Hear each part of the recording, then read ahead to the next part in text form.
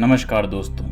भारत में ऐसी बहुत सी जगह हैं जो अपनी खूबसूरती और प्राकृतिक नज़ारे के लिए मशहूर हैं। अगर हिल स्टेशन की बात की जाए तो आप सबके मन में शिमला का नाम तो ज़रूर आएगा। शिमला एक बहुत ही पॉपुलर टूरिस्ट डेस्टिनेशन है जहां हर साल लाखों लोग घूमने जाते हैं। शिमला पहुंचने के लिए लोग कालका से टॉय ट्रेन लेते हैं जो कि कालका शिमला रेल रूट पर काफ़ी पॉपुलर है। पर इसी ट्रेन रूट पर पड़ती है एक ऐसी टनल जो अपनी पैरानॉर्मल घटनाओं के लिए मशहूर है।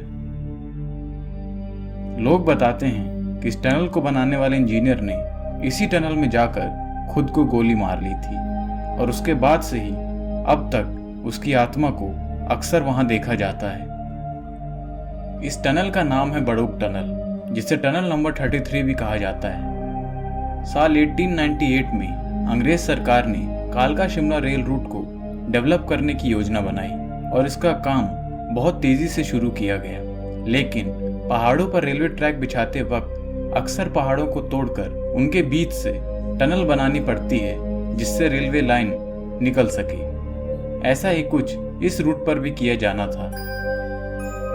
दरअसल रेलवे के रूट में करीब 3 किलोमीटर लंबा एक पहाड़ आ गया था जिसको तोड़कर टनल बनाना इंजीनियर्स के लिए बहुत मुश्किल साबित हो रहा था। इस प्रॉब्लम को सॉल्व करने के लिए अंग्रेज सरकार ने इंग्लैंड से कुछ इंजीनियर्स को बुलाया, पर वो भी इस काम को करने में असफल रहे। इसके बाद ये जिम्मा एक दूसरे इंजीनियर कर्नल बड़ौग को सौंपा गया। बड़ौग उस पत्थर को तोड़ने में तो कामयाब रहे, पर अब टनल को दोनों तरफ से खोदने की योजना बनाई गई।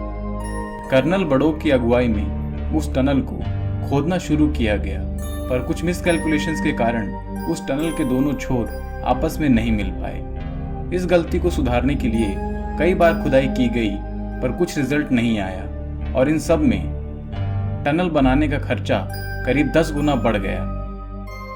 काम में हो रही देरी और इतने ज्यादा खर्चे के कारण अंग्रेज सरकार काफी गुस्से में आ गई और उन्होंने कर्नल बड़ौग को इस प्रोजेक्ट से हटाने का फैसला लिया।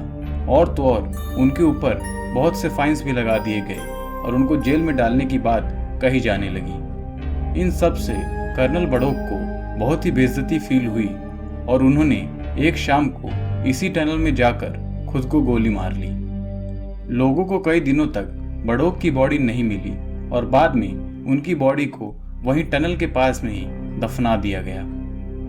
इस घटना के बाद से ही उस टनल में भूतिया घटनाएं होना शुरू हो गई। जब वर्कर्स उस टनल पर काम करने जाते थे तो उनको अक्सर चीखने और चिल्लाने और रोने की आवाज सुनाई देती थी। कुछ वर्कर्स ने तो एक आदमी को उस टनल में घूमते हुए भी देखा था, पर वो आदमी कौन था ये कभी कोई पता नहीं लगा पाया। इसके अलावा इस टनल से अक्सर एक सफेद रोशनी आती हुई देखी जाती थी जो लोगों को हैरत में डाल देती थी।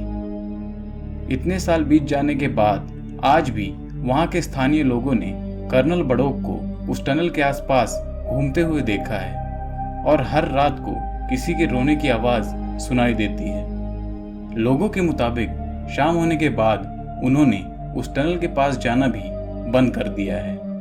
हालांकि लोग बताते हैं कि बड़ौग की आत्मा ने कभी किसी को कोई नुकसान नहीं पहुंचाया, बस उस आत्मा की मौजूदगी महसूस की गई है और उसको उस टनल के अंदर घूमते हुए देखा गया है।